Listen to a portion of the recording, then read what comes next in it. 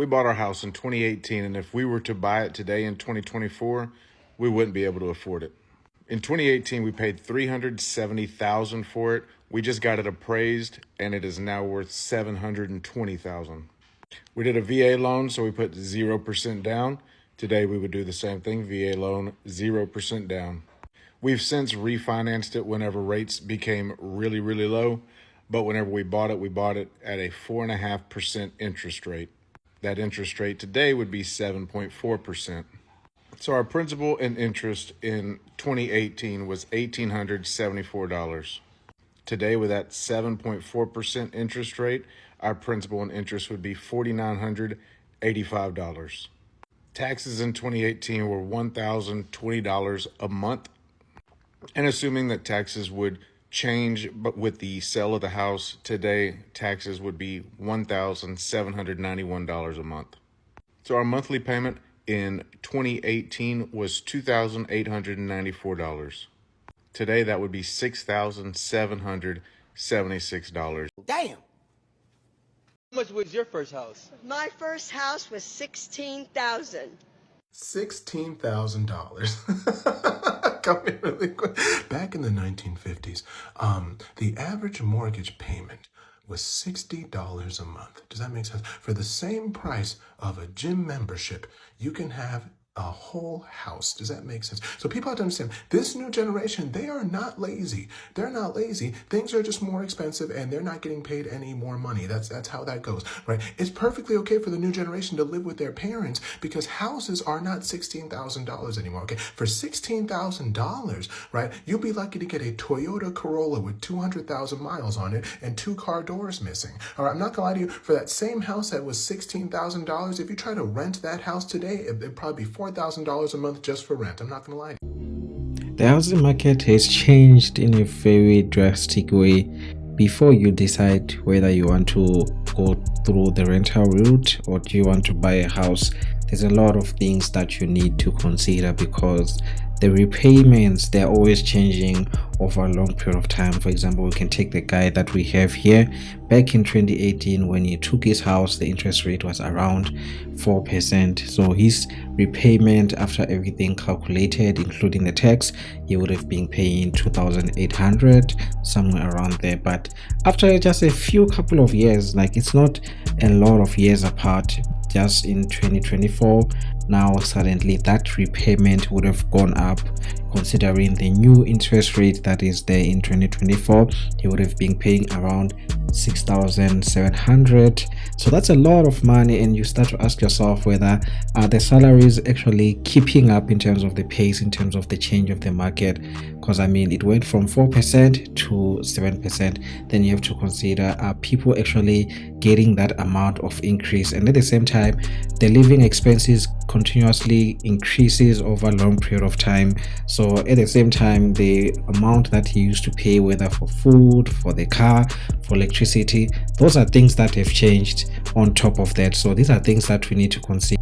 If we check the comments, it actually gives us a bit of different in terms of perspective view, in terms of how much, in terms of the repayments of the mortgage have changed over time, and how much the same house that used to cost many years back in the 1970s actually cost, just to show how much of an increase the houses are. And you know, the worst part is that as much as people back then never used to earn so much in terms of their salary, but at the same time the mortgage prices actually made sense when you actually calculate it irrespective to the salary that they were earning at the time. So they were able to live comfortably and actually be able to experience the American dream and actually have kids and take the kids to school, and the kids could actually live a better life than what most people now who are earning so much more and still living hand to mouth. So it just shows how much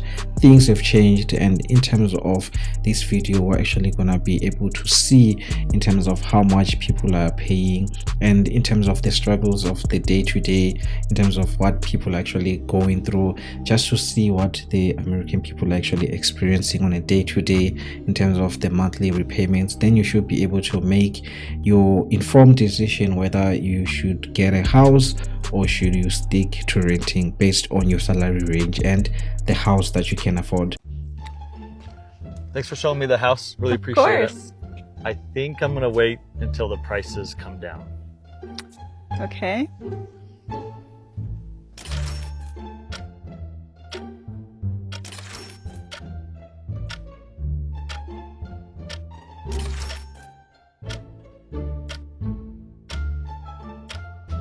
Hey, Lydia, I'm interested and I finally saved up a down payment. Oh, you're right. Serious question. Who is homeownership for? Because the more I hear about it, the more it's not it. I just got done with a conversation with a family member who mentioned that their house went up in value, which is not a good thing because now their taxes on their home is equating to $833 a month. Keep in mind, this family member has paid off their home. Hell no, to the no, no, no, hell to the no. They have done their due diligence. They have worked their butt off. Their mortgage is gone. They don't have a mortgage. And they are still owing the government $833 a month. Or guess what? The government can take their home. What? Bro, what are you talking about, man? So home ownership to me is just sounding like fancy rent because you're indefinitely paying literally rent, $833 a month just to keep your property. That does not make me want to work hard to buy a home. That sounds like a literal scam. I'd rather give my money to a landlord and have a lot less headaches than give my money to the government for the same reason.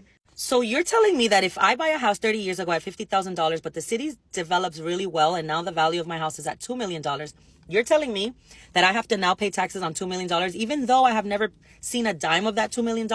I have not sold my house. This is not an investment property. This is where I live and I chose to live and I hoped to live for the rest of my life. But now you're telling me that I either have to sell my house or lose my house because I can't afford to pay taxes. And the taxes are probably more than what my mortgage was 30 years ago. You're telling me that if I give this house as an inheritance as a senior to my children, and I pass away, they will either have to pay those property taxes for the rest of their lives or they risk losing the house that I have worked so hard for all this time. Property taxes is a scam. And I understand that it pays for education and it pays for teacher salaries. But I think we need to find another way because homeowners are losing their homes every single day. If you look in the tax lien website in your state, you're going to see how many people are losing their homes. They probably paid those homes off. They probably have paid the majority of their mortgage, but they can no longer afford to pay taxes. And their mortgages go up. And if they have already paid it, now they have to pay this for the rest of their life. Or they risk losing their home to some investor that is going to buy your house for whatever the tax amount was that you couldn't afford, but they can.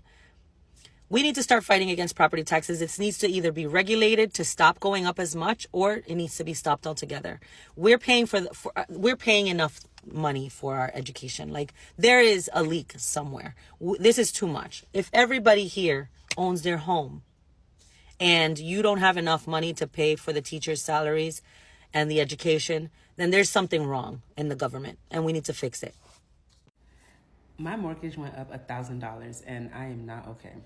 So let me tell you guys, for the longest time, people be screaming from the hilltop, home ownership is not it. Like, don't rush.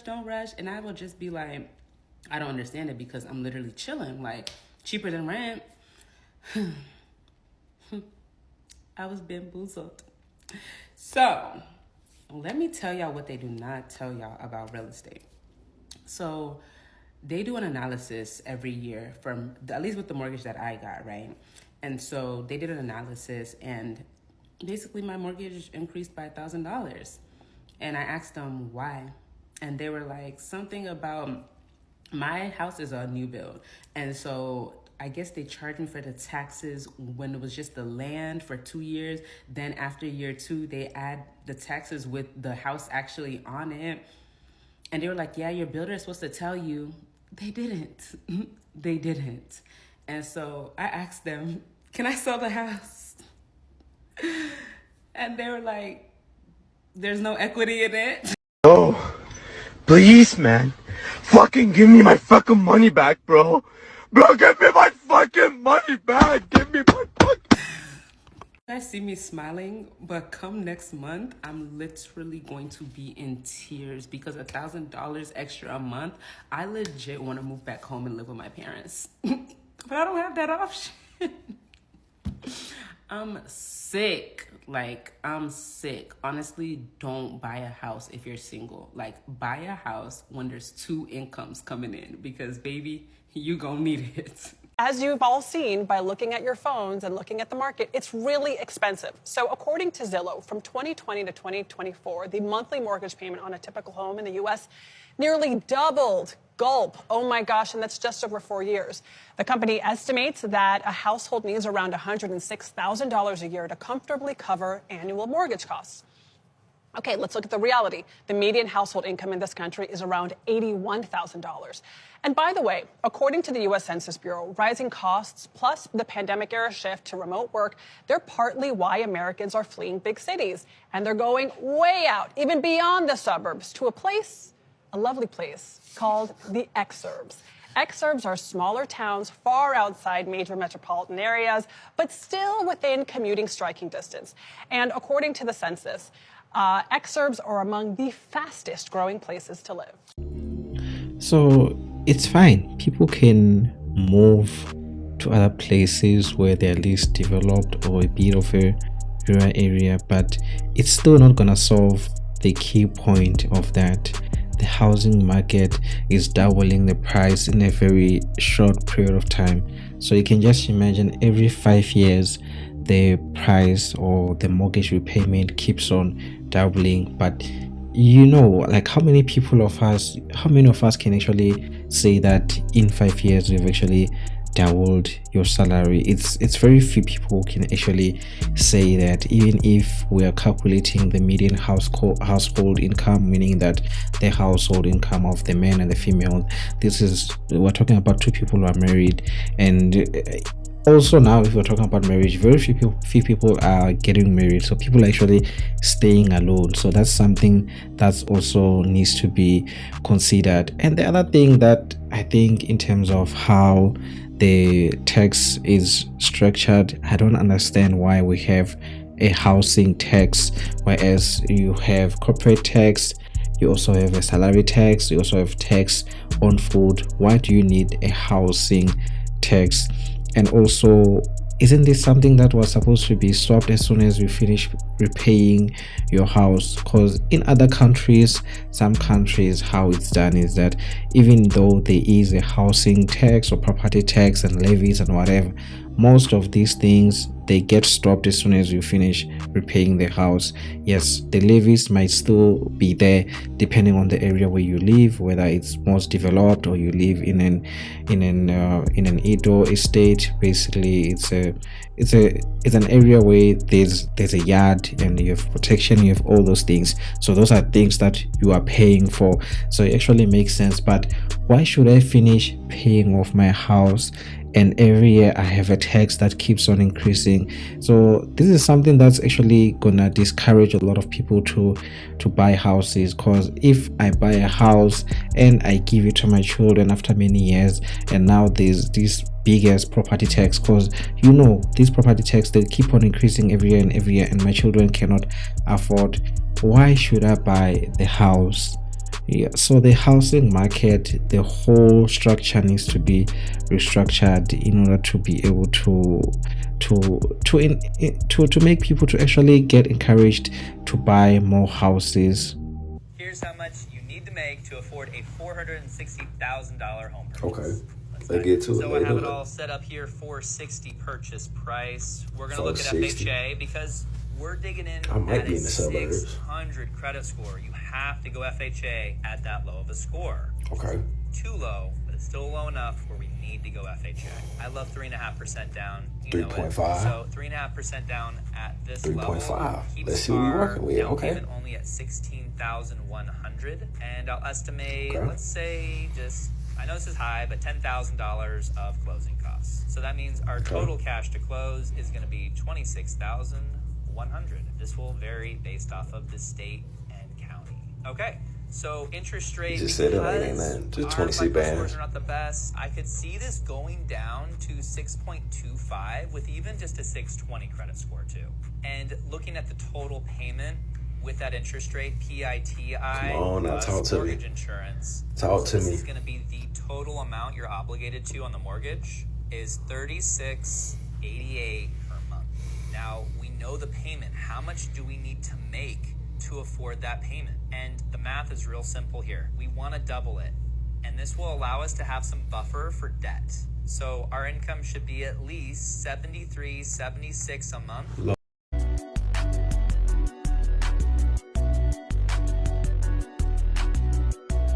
Lord have mercy. He just said all these numbers like it wasn't nothing. Yeah, mortgage looking at about $3,600 a month. So nearly double the rent that I'm paying right now. Where is that money coming from? Double my rent? Yeah, $3,600 a month for the mortgage. Yeah, it ain't nothing crazy. What? Yeah, your monthly income should be about $7,300 a month. Okay, bro. Like I said, my fault, big dog. I'm clearly in the wrong tax bracket. I am so tired of feeling helpless as a parent. Yes, my kids are grown adults. My oldest is 28, my youngest is 25. And I thought by teaching them what I learned, which is you work hard, you get a good job, you're going to get the things in life that you need, right? Worked for me. Why wouldn't it work for them? Because it doesn't. Because the world has fucking changed, all right? And now I feel like I see them struggling. And before my generation comes at me, yes, I understand struggling is a part of life. We all struggled. But there's a difference between struggling and drowning, all right? So we struggled and it was tough. But you know what? We made it. We knew there was a light at the end of the tunnel with our struggle. It seems like kids today, no matter how much they struggle, they just get further and further down the water into the drowning point, all right? When I was their age, I was making less than $10 an hour. And I could afford to live on my own. Now you have to be making six-figure salary to get a decent, tiny little place to live. So what the fuck is going on and how do we help them as parents? I told my son, all you have to do is work hard, go to college or join the military like I did. He went to college, got his degree, got a full-time job. He moved back in with me right when he graduated from college because he said, hey, Mom, as soon as I get a job, which was within 2 weeks of him getting out of college, maybe take me 2 months and I'll save up enough money for me to move out. Okay, cool. It's been 10 months. He has saved almost every dime and still can't afford to live. Why are one-bedroom studio apartments almost $2,000 a month? Why? Like, I just don't get it. So I don't even think that there's even classes anymore. There used to be, upper class, middle class, lower class. It's literally turning into the ultra wealthy and then everybody else is just poor. So I'm starting my day. I just got some crazy news. My mortgage just went from $4,500 to $6,050, and it'll be effective March the 1st. I have never considered a bank, but I got this black hat and this black mask because, I mean, at this point, like, what the fuck do you expect? I'm trying to keep my kids in decent schools. I'm trying to, I mean, what the fuck do you expect? Definitely we can say and agree that it's hard to quantify now in terms of who can we say that falls under the middle class, because in terms of that salary range, the people who are supposed to be in the middle class are the ones who are actually struggling because everything is expensive. Your salary doesn't help you as much as it used to, or you can afford today and tomorrow they can decide whether they want to double the prices or increase the prices of the mortgage that you have to pay in a very, very drastic way, to a point that you can't even afford, and now you are just left stranded to a point that you don't have a choice whether you should just sell your house. I mean, who has 1,500 just lying around? Even in terms of the salary increase from the previous year, it's very hard to get that amount of increase. So a lot of people cannot afford, and you just don't have that money lying around. So in terms of the American dream, it's something that a lot of people are still gonna continue to dream, even though they are still staying in America, and it's something that's very far apart from them. Unless if something changes in the years to come, this is something that's definitely just gonna get worse, and the bracket between the poor and the ultra rich and also the middle class is just gonna continue to expand, and a lot of people are gonna continue to struggle. And that's all that I have in store for you. And if you like this type of content, please subscribe, and for those who are coming back again, thank you so much for watching and for supporting this channel, and I'll see you same time, same place. Bye.